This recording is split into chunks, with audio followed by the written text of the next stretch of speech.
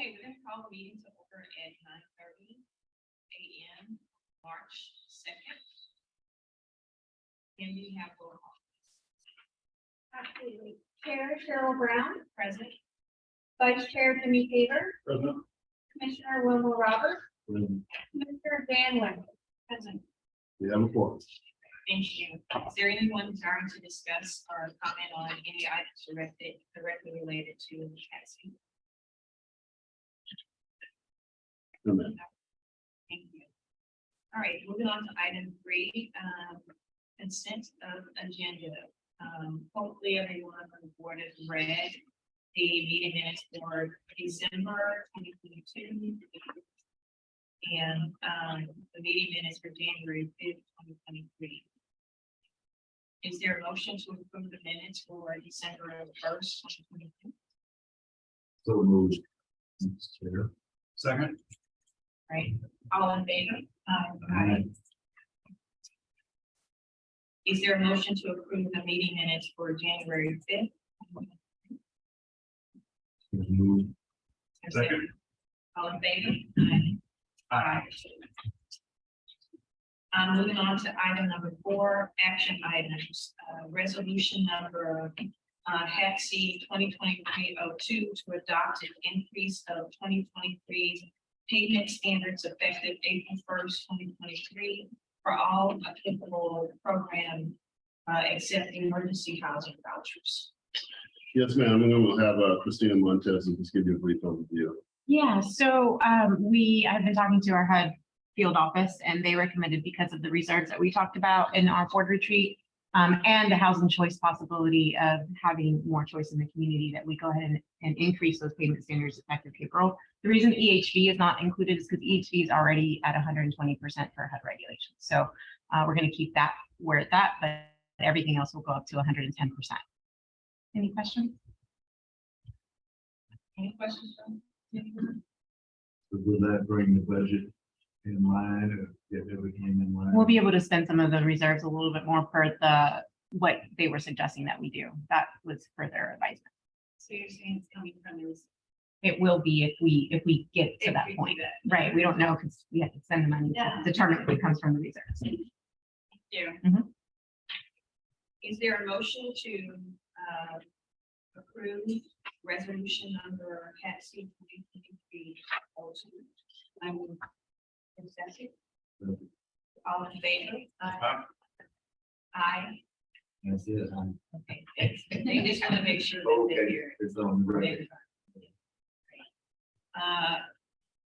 Resolution number HATC 2023-03 to approve and authorize the Travis County Facility Corporation to approve the McKinney Falls apartment project and other matters in connection there.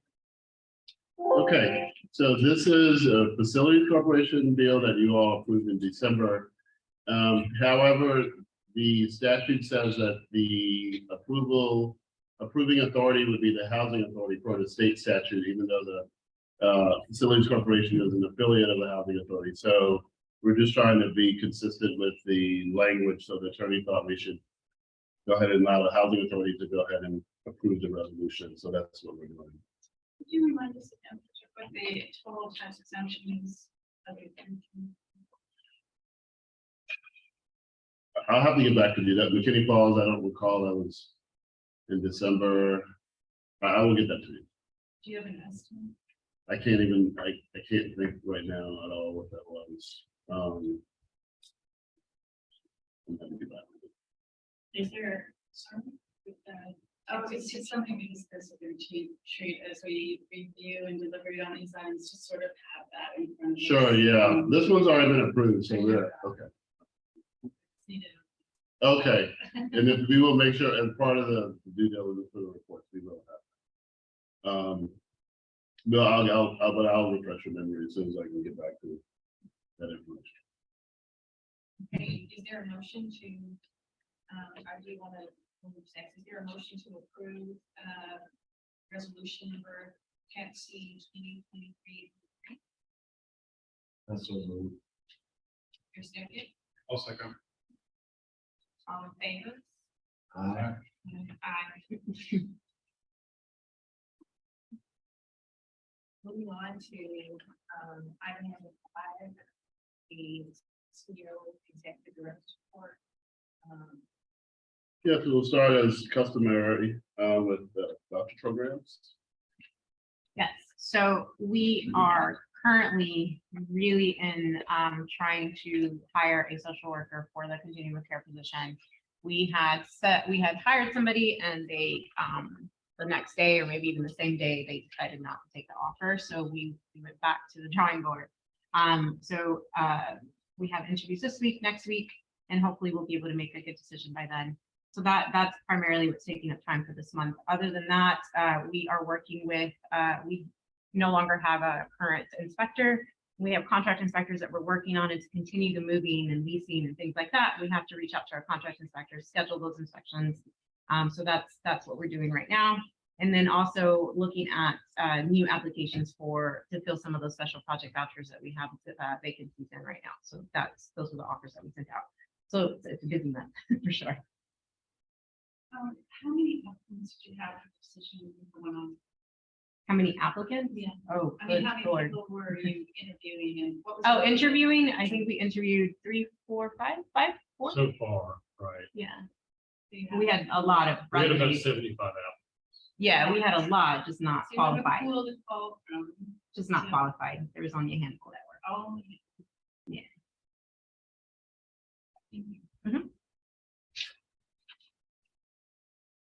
Okay, and then can you refresh our memory again, Christina? on Yes. The open vouchers. The positions, the number of vouchers that you were trying to. To fill. So I would need to look at the data report, which I think is in y'all's packet. Let me make sure. Oh, great, you're gonna pull it. Might be easier for you to pull it up. Keep on going to the data, like the data chart. It's also 482, was that not it? Keep on going, keep on going. That data sheet. Oh, sorry. Yeah, so this gives you, this gives you an idea of where our special purpose vouchers are. So if you can see not elderly disabled vouchers, we need 10. We should be at 75. You can see that mainstream at the bottom, we have 49, but we only have 37 leased.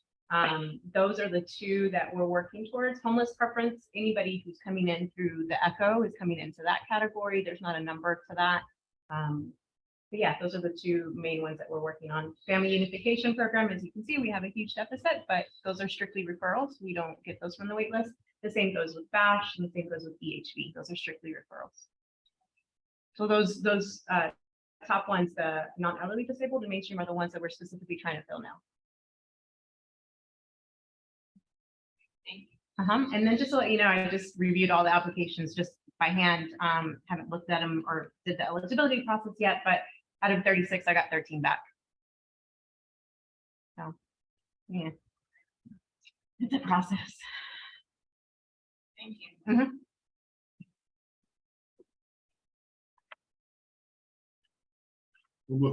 If no other questions, we can move on to affordable housing. So I'm gonna brief for Carlos, he's not here today. So the biggest takeaway is that, as you all know, we were directed to address some issues related to the management and occupancy review. We are doing very well with respect to addressing those deficiencies. The other issue was related to third-party management. We moved forward with the one of the two very sound, very seasoned property management companies that had experience both in tax credit and PDRA. And it's just pending HUD approval any day now. Carlton Companies. They actually are a full service firm. They actually are working with at 4 Oaxaca properties. So that's one of the really benefits of having, they were already here in the community, familiar with the environment. So they have a lot of experience. So we're just waiting on the official approval so we can move forward. And when do you anticipate them starting? as soon as we can, set up a time to mobilize, but we expect, I mean, ideally, in the next, it'll be before the end of the month. Assuming it gets this to us on time, I mean, the 30 days, I think we're at day 27, so I don't know what. So, they always reserve the right to not fall and do what they say they're gonna do, so, but we're waiting. We've asked a few times, because everyone's obviously waiting to move forward, so we haven't gotten a letter yet. But we don't think I don't think it's an issue, it's just their timing, but as soon as that happens, we'll quickly mobilize, and move forward. So there'll be a little bit of period of transition, obviously, but, we think, it'll be ultimately a very good move. Will you notify us when this actually closes, and hopefully if it closes in time, maybe we can have an introduction? Yeah, so my goal would ideally, if not sooner, is to have them at the May meeting, only because April might be a little bit in flux, depending on what you're doing, but, if it, certainly as soon as, they get the approval and can give us a date, we can officially come to terms with coming on board. We may be able to be in time for April, if not May at the latest, but I will certainly let you know as soon as that happens. Yeah, I think even if it's April, it's just an introduction. Sure, that's fine. Okay, well, we'll plan on that. Maybe not, just. Sure, if sure, I yeah, hear, but if it's Okay. there on purpose, yes, And okay, then in May, then we follow up with, any. what's the name? okay. In the interim, while it's not closing, it's days away, Uh-huh. do you have a general report? Carl's not here. There was only a couple that was still outstanding. He had an emergency, so I'm not exactly sure which ones those were. But we only had a couple that were still outstanding. Just follow up with an email. I will, we will do that. Just- I will get with him as soon as I get back and have him, send me an update. Any other questions for?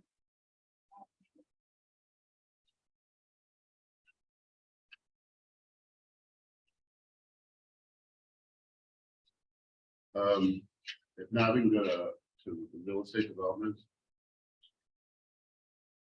All right. Good morning, Commissioners.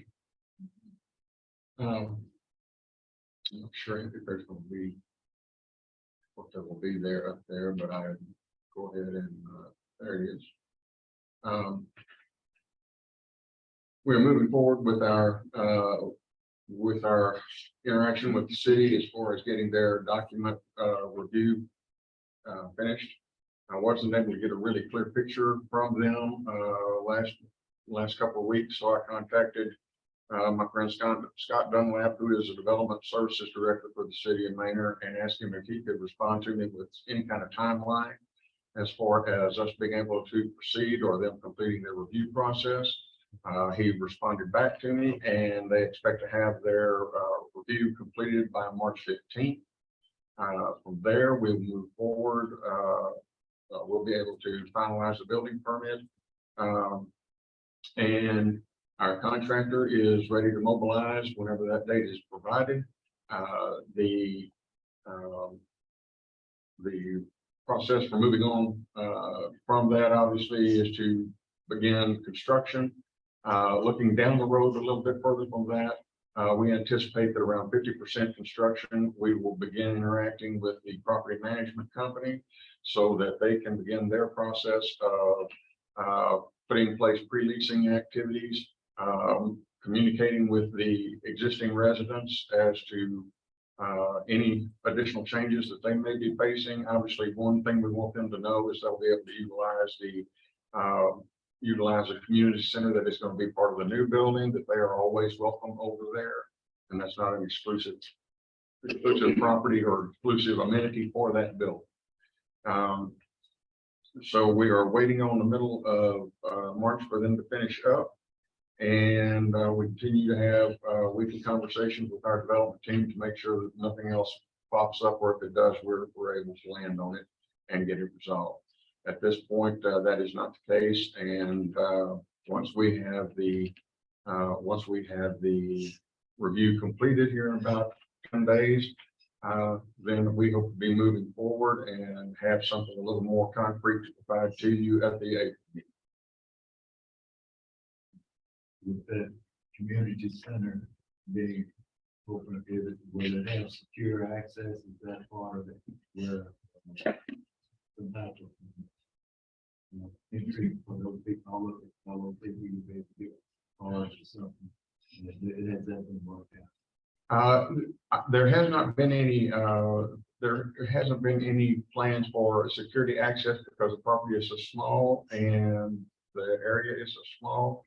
But obviously, we want our residents only to be utilizing that. So I will follow up on that with you and respond to you with what a security plan we have is. Access will be for key card for the units is what our anticipation is in plans. So I don't see that would be a problem to be able to set up the same situation for the they can use their cards for that common area as well. And I'm just concerned about outside people. Right. Where it's located. Right, we don't want to make grilling hamburgers in there, so we don't block it, they're not part of the property. But I absolutely will follow up, double check and follow up on that for you. And right now, things are moving forward, but it just takes a little while the city performs their review. Just safety is important. Yes, sir. And just to the other board members, Jenny and I attended a meeting where the architect actually gave us an update on the status of Davidson phase 2.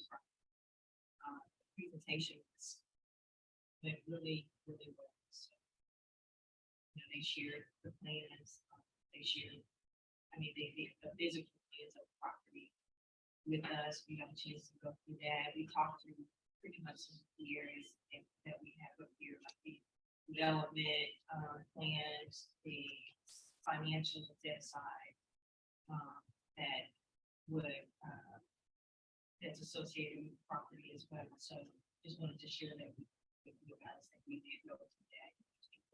I think we spent maybe an hour. So, Yeah. Yeah, I'll just add to, in that meeting, the timeline for completion was about 15 months from the commencement of construction. And then the one other issue that I think that should be noted is of the existing residents, we talked about whether or not they would be able to migrate. Obviously, they want to go to a newer facility. So I don't know, that remains to be resolved, but that's still on the table. how many of those residents are there? Patrick, from that. There's so there's 20 units altogether. 18 of the 20 will be for persons at 30% AMI and below, and then 2 of them are at 50% AMI and below. I think one of the things that to that point is obviously the determination about maximum rents, because we're not maximizing the rents at the AMI levels currently at maybe at 30 and 60.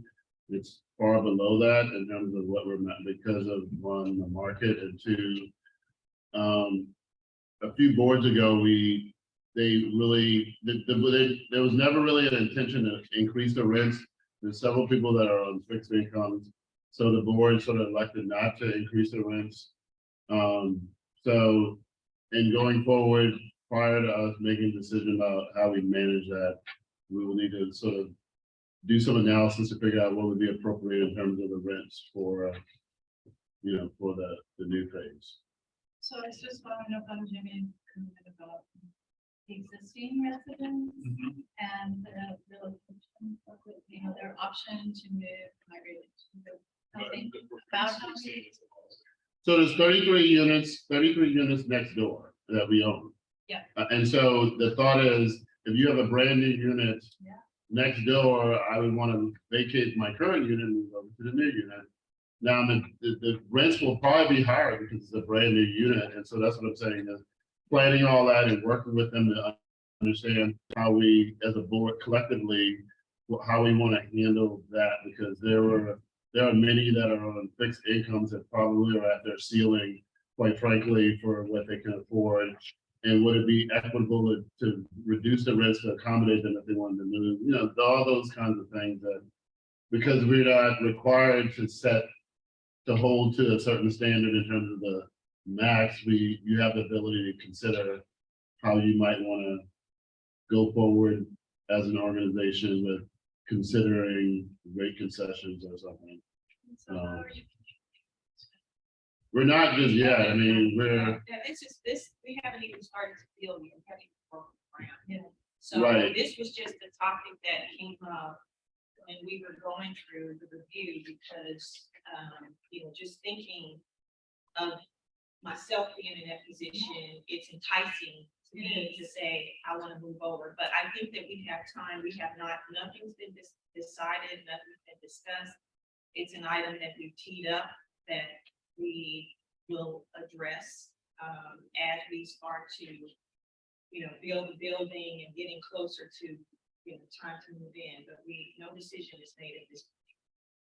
You know, it's just, let's entertain it just in case it comes up from the county. So we have, it's an item that we're gonna. We're just trying to think through things, and we do this as we go through the project development process of what we need to be proactive on and when we need to start considering those items. You're welcome. Any other questions? okay, we can move to finance. Good morning. So earlier in the week, we submitted the year-end financials for 2022 to HUD. That would be the unaudited submission. And so right now we are kind of preparing all the different agencies they required financials to, but every one of them is a little bit different, like TDHCA and the multifamily division of HUD. So that's what we are doing right now. And the audit of Sea Oaks is pretty much completed. They got a draft, and that audit is done for the limited partnership. So that is done by Tidwell, and that is pretty much done in their draft. And next month we'll have Smith and Marion. They'll be here early in the month to do the audit of the Housing Authority and Strategic. And we are right now kind of preparing for that audit. Other than that, I'll just brief by exception. The financials are in the board packet from page 50 onwards. We are 1 month into the fiscal year. And I've tried to put a little comment at the bottom of a few of the schedules where, you know, I thought it was pertinent. So I didn't really have anything to point out, since it's just the first month of the fiscal year.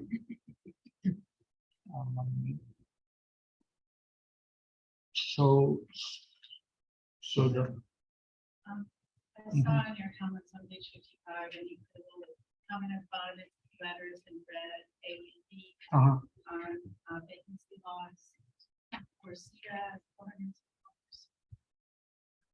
And I would.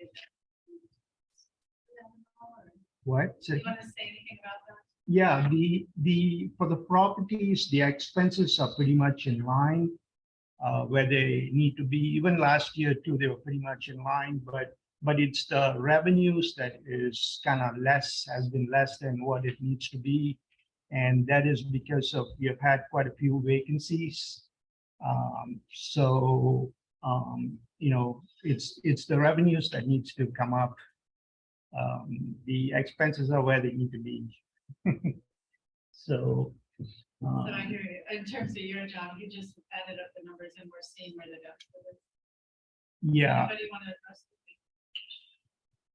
Sure. So yeah, there's been a little bit of a transition with some of the challenges with respect to the working on the MRR and the transition. Staff is working on trying to really beef up the recruitment efforts. It's just what we're finding is a lot of folks, aren't. We get through the pre-qualification stage and then they get to qualifying and then there's something in their background and things like that that preclude them from being able to secure housing. And then the other issue has been that what has happened with when we converted to PBRA through the RAD program through HUD, there's something called choice mobility. So essentially after 24 months as a RAD property, you now are moved up on the list for a housing choice voucher. So we actually had a number of people who have left the PBRA property and who are in the process now of getting a voucher. Yeah. Which is good and bad, obviously, depending on how you look at it, but that is part of the HUD scenario that if you are converted to PBRA, then you get prioritization after 2 years for the housing choice voucher program. And Christine, let me know how many have done that recently. 4. So I have 4 that I sent offers to just this year.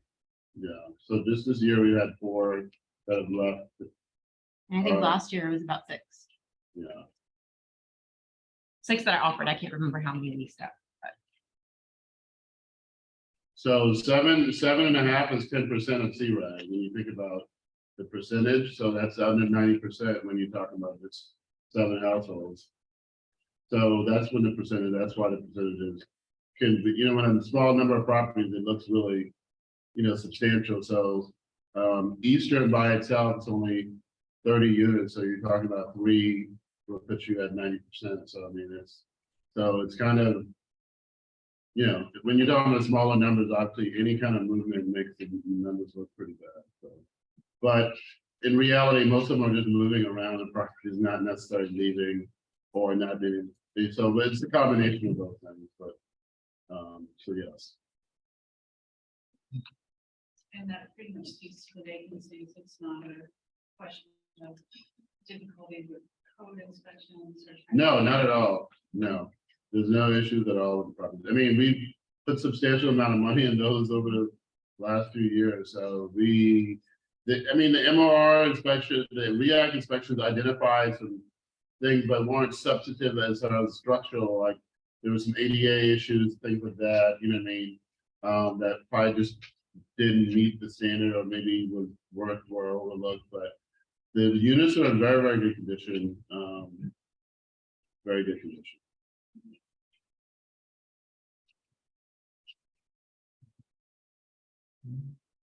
If you have questions. Susan? Thank you. And that was good.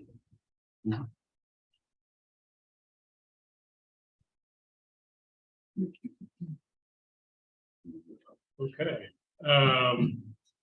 so in no particular order of importance here, some of the things to be aware of, we actually have finished the first draft of the personnel policy revisions.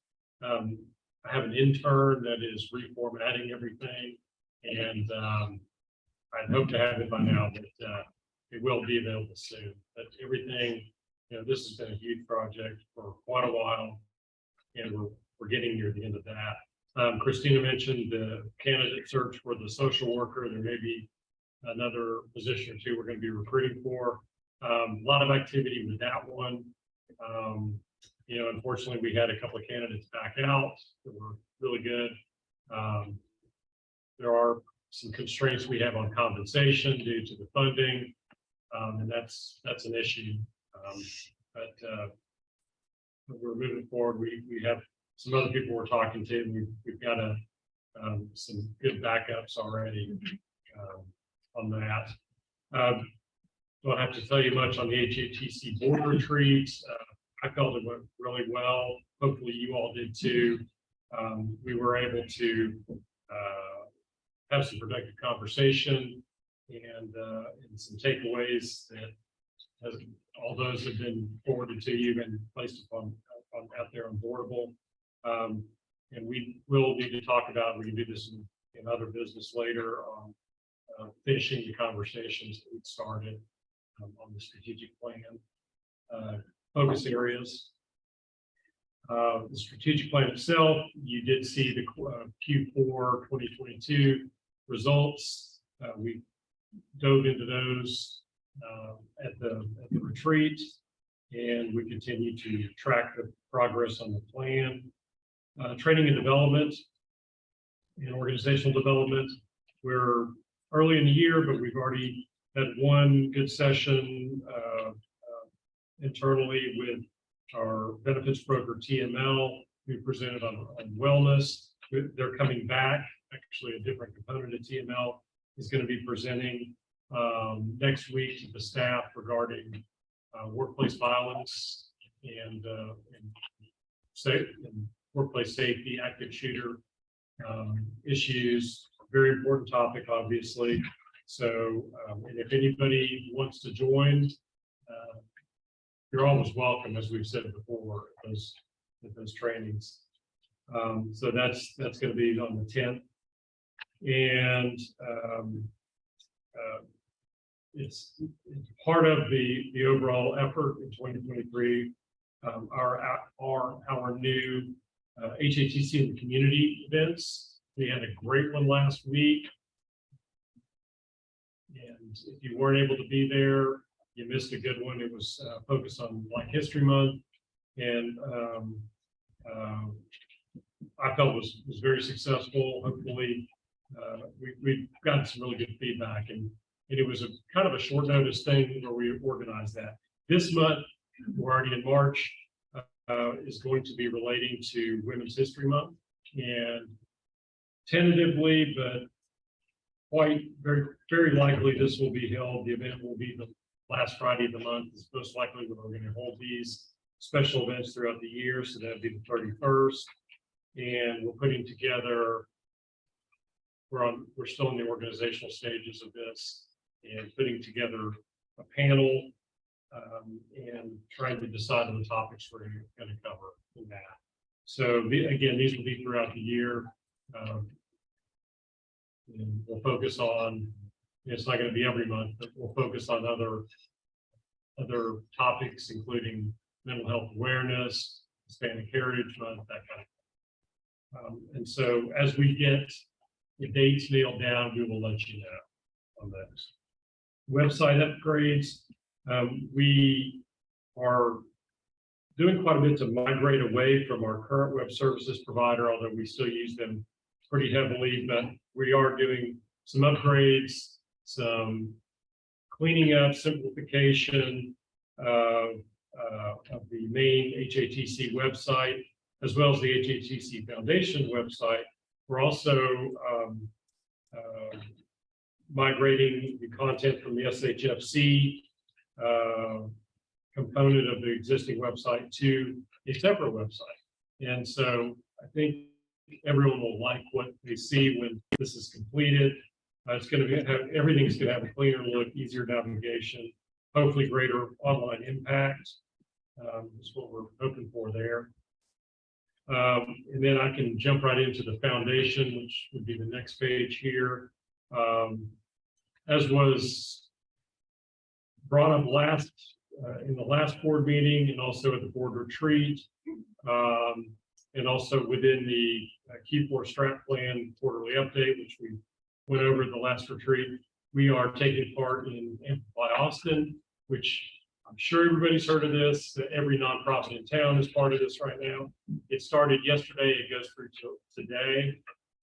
It's a major fundraising opportunity for the foundation, as well as for every other nonprofit in town that's participating. So we have been trying to get staff engaged in this.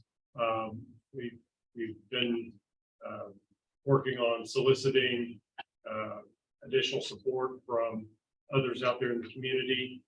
We're getting donations in, and which is great. Really hope that goes up by the end of the day. But we we believe in the mission, and I personally donated, Patrick has, Subra, so we're at least we're expecting the directors to do this. We're hoping the staff does it as well. And, the more board involvement we can get, the better. So this is happening right now. We're also wrapping up this week the implementation of the computer labs at all our properties. And I'm actually going out tomorrow to survey where we are on that. And we're working out the logistics on launching these, but everything should be set up hopefully by the end of today. And separate from that, but related, and this has been mentioned in the previous meeting and at the board retreat, we're securing 50 laptops, Chromebooks from the Austin Public Library for distribution to voucher holders, to residents. Again, it's a separate effort, but we'll maintain those here and distribute them from here. But it's totally free, doesn't cost us anything. These have been paid for already and include tech support. So really, really a great program. And we're continuing collaboration with partners, including discussion on setting up rotating food pantries, and some other provision of support services. So that's all I have. Steve, with regards to those computers, are they gonna be gifts to those residents, or how do you track it, things? of that Yeah. nature? It's really interesting. These are provided by the library. They're brand new Chromebooks. They were actually paid for by Yeah. I during understand COVID. now, but I'm talking about the actual, if you give me one, do I have to turn it back in No. at some point? No, and this sounds a little weird, but the library wants us to track if it's damaged or lost, but we don't need them back. It sounds a little strange, but this is what they're requiring. If it's damaged or lost, we should get a report from whoever it was given to or loaned to. But technically, no, we do not need these back. Do we put a tracking number or something on there, a tag, a county tag? I don't think so. And we haven't taken delivery. I'm coordinating that with the library right now. It's probably gonna be next week when we get them. We'll maintain them here. We're still trying to determine, we have to comply with fair housing laws on how these things get distributed out there. But as far as how they're tracked, we don't know yet. But it's gonna be, it'll be simple. It wouldn't hurt to put a tag on the county tag on it, no, they have tags on most of their. Yeah.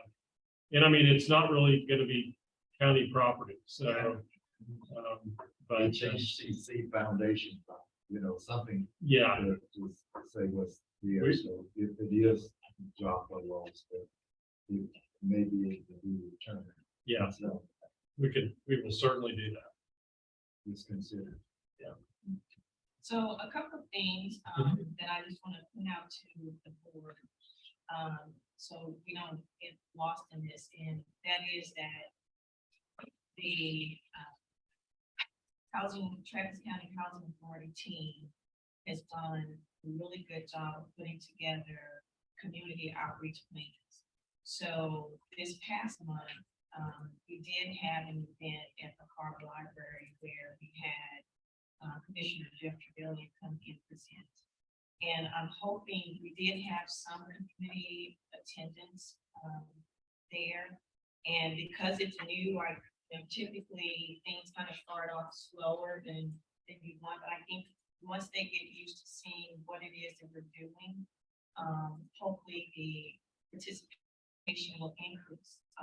I'm looking forward to it. I think the overall plan that we have in place is that it moves around the city of Austin. So we started off in the Harbor Library. The next location is anticipated to be different. I thought it was really great. We had people that were really interested in what it is that we're doing. So I think that information is really important for people to understand what our goal and what our mission is. And then I also hope that each member of this board and the other boards that's associated with the housing authority make a contribution to amplify Austin.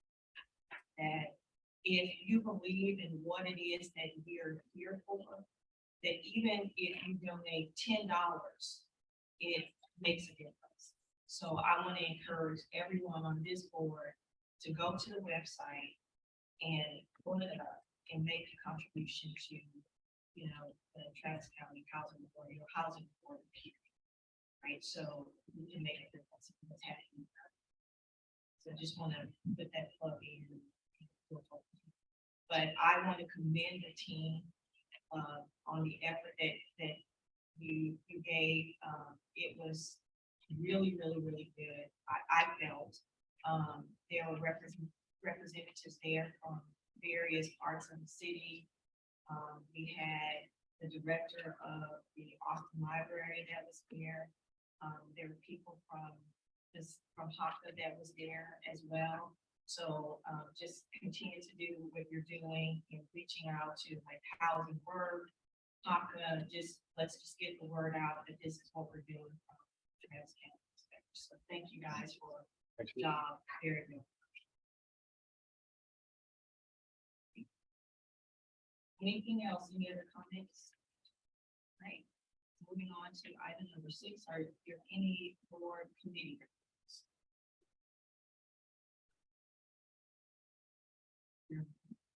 Thank you. The Moving on executive to- committee, that was. I think we were suggesting that the Maynard Town summary was like real estate committee, but it was essentially a real estate committee, but it was really the executive committee, meeting, both you two. But you already summarized what happened.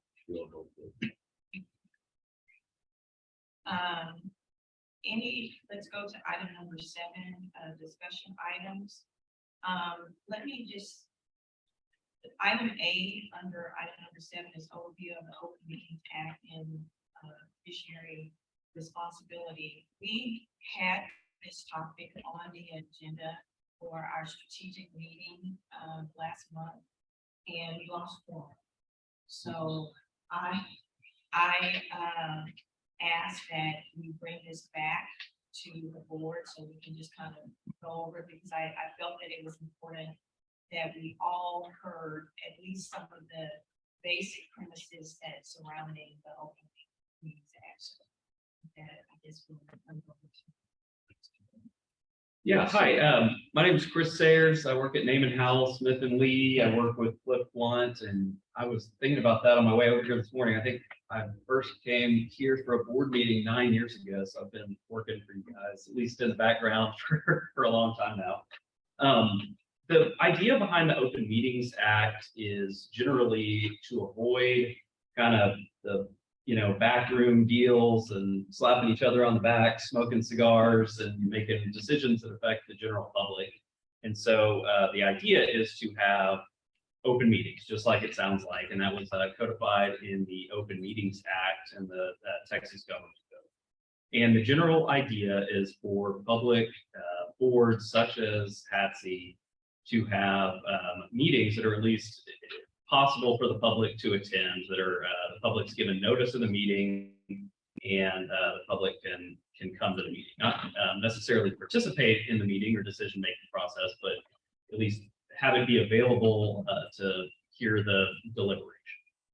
That's the kind of simple, high-level idea behind the Open Meetings Act.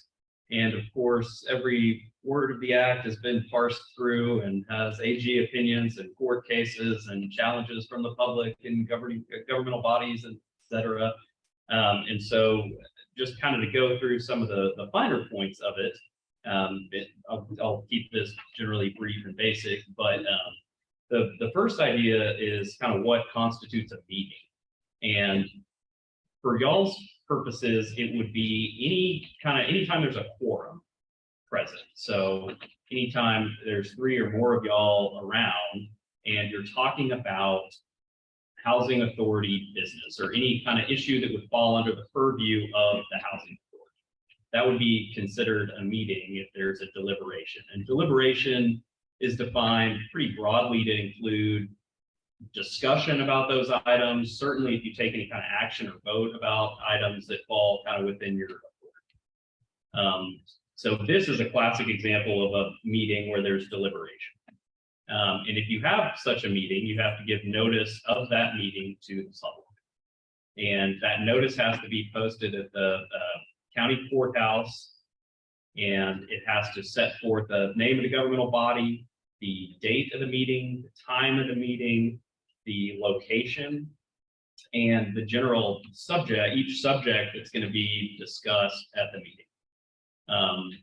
That is somewhat subject to interpretation, and there's gray areas, of course, within that. But generally speaking, if you're putting up like your agenda, like this 2-page agenda, that would generally comply with it. You start the meeting a couple hours late or early, that starts drifting into a gray area about if you've done the right time and that sort of thing. But generally speaking, I think y'all are doing a good job complying with the kind of notice aspects of it. One of the classic exceptions to what is a meeting that needs to be noticed or not is a social gathering, like if the county judge has a party and y'all all go to the party, or 3 of y'all go to the party.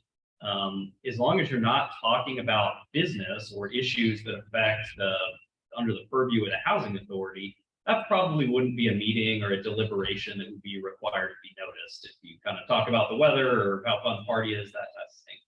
But if you show up and you kind of, 3 of y'all huddle up together and start talking about like, oh, how are you going to vote on this big, vote that we have coming up, that kind of thing, that probably would fall under the Open Meetings Act and would have needed to be noticed, and all these hoops would have to be complied with. The other, I think, kind of area that can be a little bit tricky. Yeah. Before you move on Yeah. with that, I just want to be clear about something. So, those discussions that could possibly happen in the party, if they extend themselves to an email, for example, where, let's say that we're getting ready to have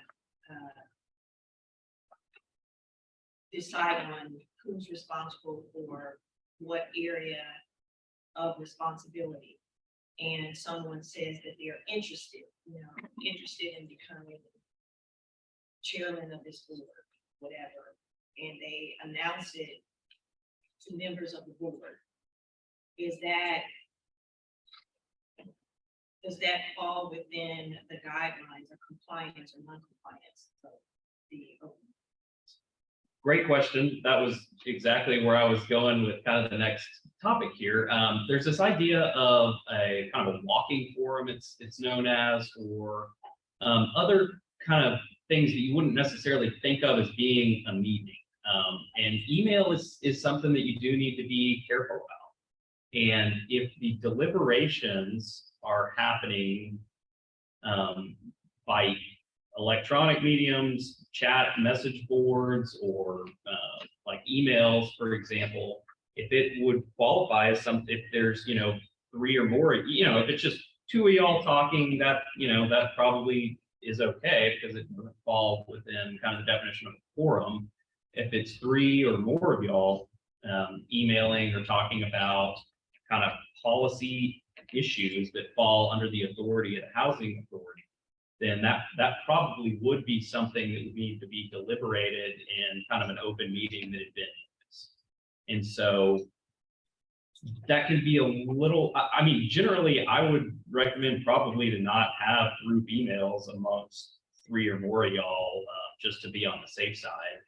I think that's probably best practice. Whether something like who's going to run for chairperson, that kind of thing, I would say, to be on the safe side, that might very well be considered an issue that of some public interest that is under the purview of the housing authority. And so I would say for those kind of things, even that, I would probably not have a forum discussing that, even if it's by email. So here's one other question too. This is elementary terms as well. I consider it like a daisy chain type of thing, and I just want to be clear in my own mind. But if I confer with one board member, right? It's two of us, and it's not a quorum. But then I leave that person, and I go and I talk to another one, and it's still just the two of us. Is that in compliance or out of compliance? Great question. That's kind of one of the other classic scenarios here. It's called a walking forum, or potentially called a walking forum. But yeah, if you kind of, y'all two get together and talk about like, okay, here's what I'm thinking, you do your deliberations, here's how I think we should vote. And then the next one of y'all goes down the hall and talks to a third board member and says, okay, here's what we just talked about. Here's what we're thinking. Let's all vote this way. And then you show up at the meeting and the item's just on consent and gets passed, for example. That would kind of be a classic example of a walking forum where that probably is circumventing the intent and spirit and I guess literal Open Meetings Act requirements. And so that would be prohibited. Now, of course, things in real life usually aren't that simple, and a lot of this is gray area type stuff. But that's another reason why I would tend to be careful about emails, because if two of y'all are emailing about a topic and kind of what you think about it, and then that email chain gets forwarded to a third board member, then that, again, that probably would something that would have needed to be noticed and would be considered a deliberation. And so email, it's just, there's so many great things about technology, but it's kind of one of the myriad examples in real life where it can have unintended consequences, and putting stuff in digital mediums you could inadvertently pretty easily through, just trying to do what's in the best interest of the organization, not trying to circumvent this. It's pretty easy to accidentally do it. And so that's one reason why I'd be careful generally about talking about policy stuff outside of an open meeting, but then certainly putting stuff in emails or phone calls where you're kind of reconveying those messages to another commissioner. I'm sorry. Chris, yeah.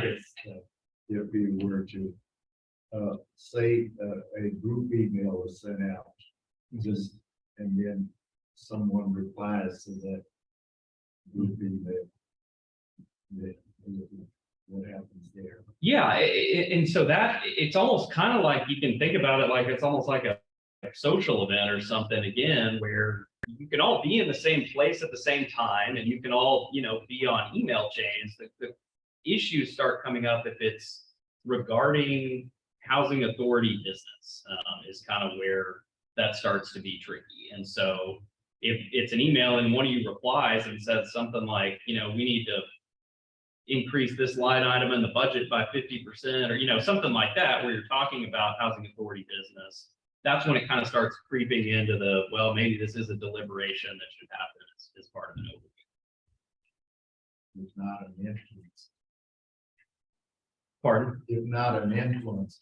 Yeah. I mean, I think that's right. I think anytime you're talking about with three or more of y'all about any kind of housing authority stuff, So even if it's something as basic as putting together an agenda for the meeting. Again, that kind of starts. Yeah, right. Or like, hey, what day is everybody available for the next board meeting? Or, there are certain things that are, probably okay, and that are just kind of things that you have to do almost. But I would be careful about group emails is kind of. They do it blind. Yeah, you could. Or have Right.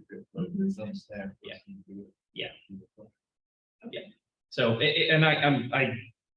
again, these things are all like, there's, books written about this. And so they're just gray areas, and these kind of questions come up all the time. And so it's hard to have like kind of bright line tests. And so I think just using reasonable judgment and, educating yourselves on what the rules and laws are is a good idea.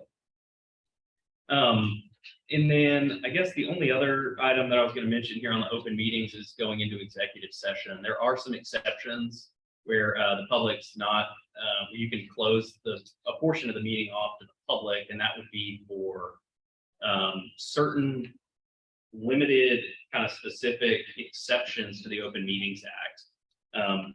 Some of them are listed here on your agenda thing, because consulting with an attorney, real property, personnel matters, I guess, security, and then economic development negotiations. Those are probably the ones that are applicable to y'all. Some of them are applicable to different kinds of organizations, don't matter for y'all. But again, those, you still need to give kind of we're talking about this apartment complex, or we're talking about, personnel matters. You still have to notice that to the public, and then you have to give, kind of clearly say, we're going into executive session for this reason, or you don't have to give the specific reason, but you have to give the section of the code you're going to an executive session for. And then when you get an executive session, like consulting with an attorney, if you're talking about pending litigation or settlement negotiations, that kind of thing, that's great. If you go into executive session, then just start talking about policy stuff or stuff that's not related to, litigation or legal stuff, just because you have your lawyer there, doesn't mean you can just kind of talk about whatever you want to when you're in executive session. And y'all do a good job with this. And when we're in executive session, Cliff or I or whomever will kind of start steering the discussion back on track or stop it if it starts, going beyond the scope of the executive session. I just have a question about the quorum, and this may be very basic, but here in your notes, it says 3 or 4, and if a group of 5, 3 members may constitute a quorum, group of 4. So if we lose a member, I don't know if this is in our bylaws or what. Yeah. If we're down to 3, we don't have a quorum. I see what you're saying. So yeah, so a quorum, the law is written just if you have over 50% of the members of the board. And so if theoretically, 3 of us is a quorum. So there's right now, if there's 4 commissioners, 4 not, if there's a vacant seat or whatever, and there's 4 of y'all, then it would take 3 for a quorum. If somebody else resigned and there were only 3 of you temporarily on the board, then for the board, then it would be 2 of y'all would constitute a quorum. And I mean, at that point, you really probably can't talk about anything just with another person when you're not in an open meeting. Thank you. So the one section on one of the rules for remote meetings. Yeah.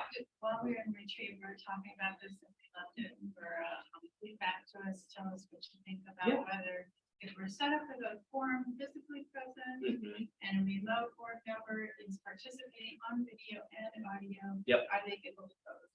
Yeah, so I think that they probably are. The way that it's set up is it says they're a participant, I think, for all purposes at the meeting. And so I think that's probably the best interpretation of it. From a practical standpoint, if you're having a lot of the votes are unanimous because that's just the way it kind of works out. If there is a vote that you're thinking is going to be possibly contentious or something where, it seems like might be a close vote. From a practical standpoint, you might want to avoid this issue altogether by trying to all be physically present.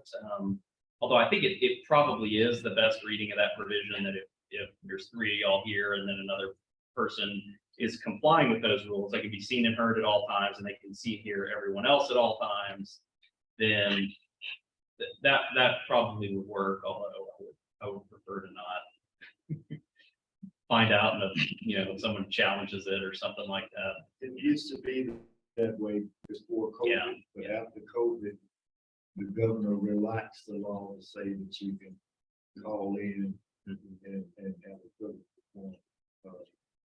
Then that person had to get a vote. Prior to the vote.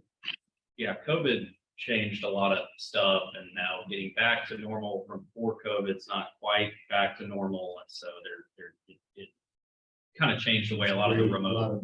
Yeah, right, exactly. Kind of also, well, anyway. The other thing, I guess, to remember about the video meetings, and this was talked about at the retreat a little bit, but and just open meetings in general, this applies to all kinds of things: water boards, school districts, city councils, commissioners boards, housing authorities.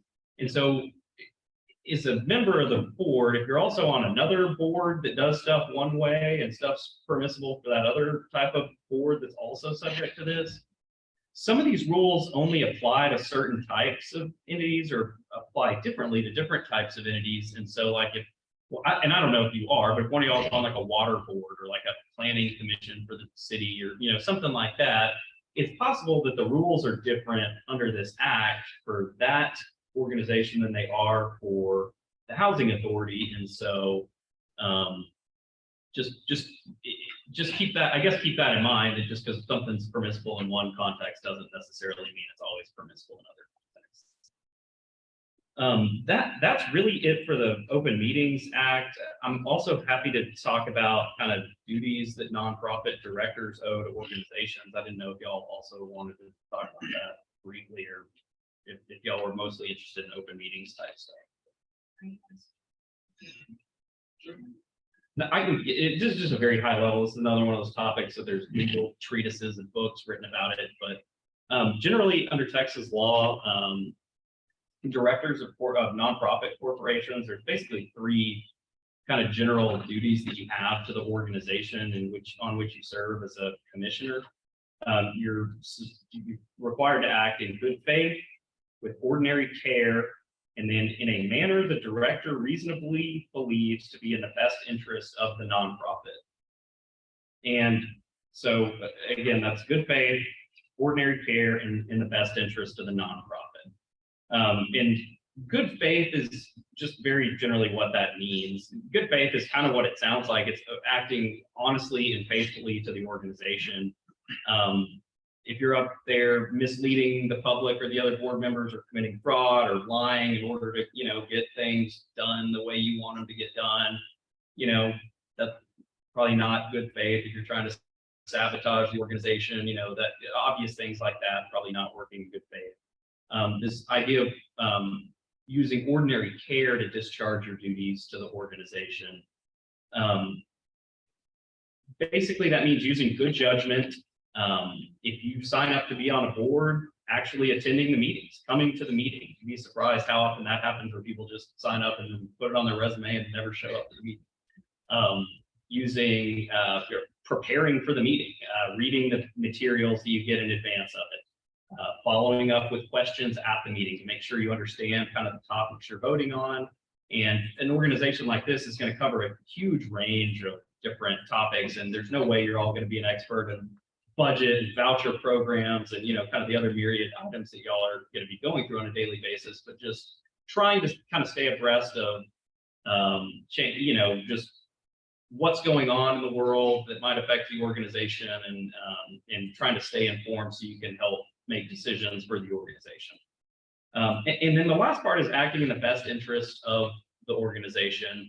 And there's kind of two components to this. The first one is kind of in obedience with the laws and the mission of the organization. And so if the mission is to provide decent, affordable, sanitary, safe housing to, you know, residents of Travis County, then that's kind of what you want your mission to be. And if you start veering far away from that, or doing things that are detrimental to that intentionally, you know, that, you know, or you're not complying with laws that you know are subject to, you know, that you're subject to, those kind of things would be examples of not kind of following your own bylaws, your own rules, your own mission. And then the final point would be a duty of loyalty, and that would be, you know, if you have you know, if you're, I don't know, you have a plumbing business on the side because it's in your full-time job, and you get up here to, you know, vote and act on behalf of the organization, the HATC, and you vote to award a plumbing contract to your side business that is for 3 times the market rate, and you know you can't really do it, you're not really actually going to do anything. Are you acting in the best interest of HATC, or are you acting in your own personal best interest? Or if you're on another board with competing interests, or if you're work for an organization, I don't know, you can think of other examples, but that's kind of the general idea of keeping this organization's best interest in mind, and kind of working toward that end when you're up here acting on behalf of the organization. You know, there's something called the business judgment rule, which I'll touch on just very briefly. And so you're not, if you make a decision that ends up not being a good decision in hindsight, that doesn't mean that you didn't act with care or in the best interest of the organization. And y'all are making tough decisions. Reasonable minds can differ, well-informed minds can differ about policy choices and specific votes that you're taking. And so in hindsight, if somebody kind of got it wrong, that doesn't mean they didn't act with care and they didn't discharge their duties to the organization. It just means, you know, sometimes these are hard decisions and reasonable minds can differ. Thank you. Thank you.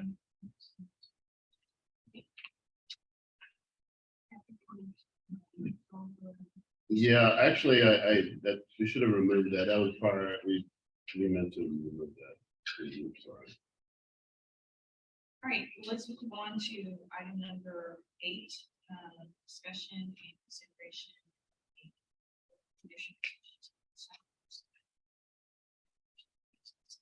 I have one thing that I wanted to discuss. We did start walking through building our strategic plan, reviewing our strategic plan for 2023. We did not get through all of the topics. And so there are 2 pending topics that we did not touch on. And so the question was, do we want to, I feel that it's something that we still need to do. I would like for us to do. The question is, how do we go about doing it? Do we want to schedule a meeting, schedule our next meeting to start earlier? And what we typically start instead of 9:30, 8:30? Or do we want to do this via Zoom on a non-meeting day? Do it as a Zoom work session, not a deliberation. Well, it wouldn't be a deliberation anyway. It would just be us with the team. It would be similar, if we started early, it'd be similar to the way that we managed it. When we met at the Austin Miner. Right, so it would be considered a meeting per se, like this, where we're voting or whatever. We have the same touch and feel that we had. We could do that in person. Like I said, starting our next meeting earlier by an hour, or we can do it. And there was a third option that. Yeah, you could have a special meeting, Oh, you know, in other words, you know, round 2 of the retreat. so It's what is your preference? Either the first option. Okay.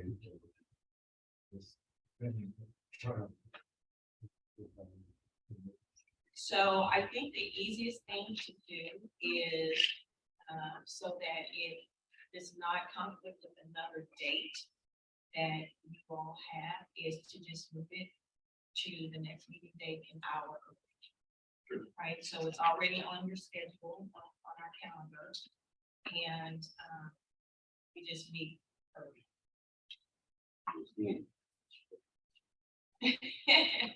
Just have the coffee ready. Is there anything else, any other business that? One thing, ma'am, I'm just gonna pull up something here. So, Texas Naro, putting the plug for Texas Naro. The annual conference is coming up. It's gonna be in Corpus Christi. Wonderful Corpus Christi. So I just want to let folks know, I mean, it is, that we have them all over. A lot of times they end up in Austin because people like coming to Austin, so or in the Dallas area, quite frankly. So this one's in Corpus.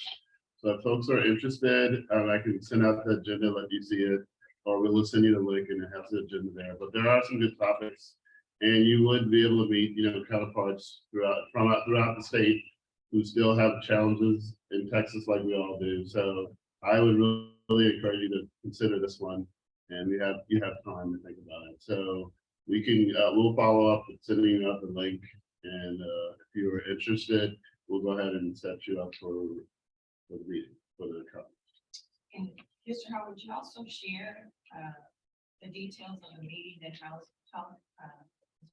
think housing work is. Yeah. Could you- look at Housing Works. I'm gonna talk, okay, so Housing Works, they do a summit every year. It's tomorrow. I actually just found out about it yesterday. But they are doing a housing summit. The featured speaker is, she's the deputy secretary for HUD. She also used to be, she was the NARO, okay, here it is.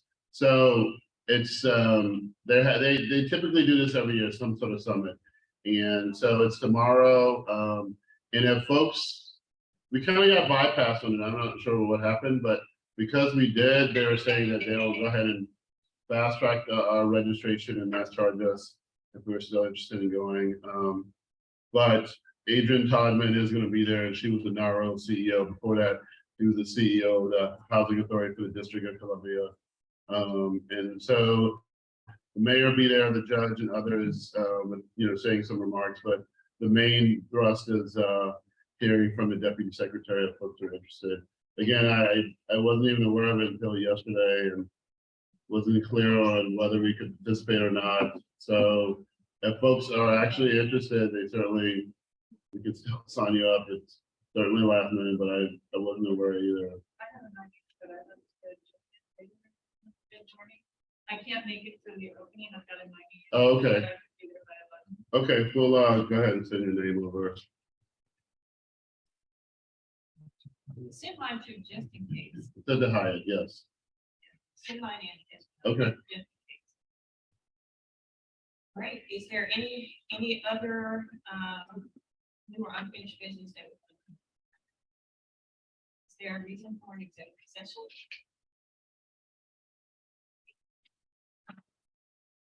Is there a motion to adjourn? So moved. I second. All in favor? Aye. Thank you all. Thank you. Thank you.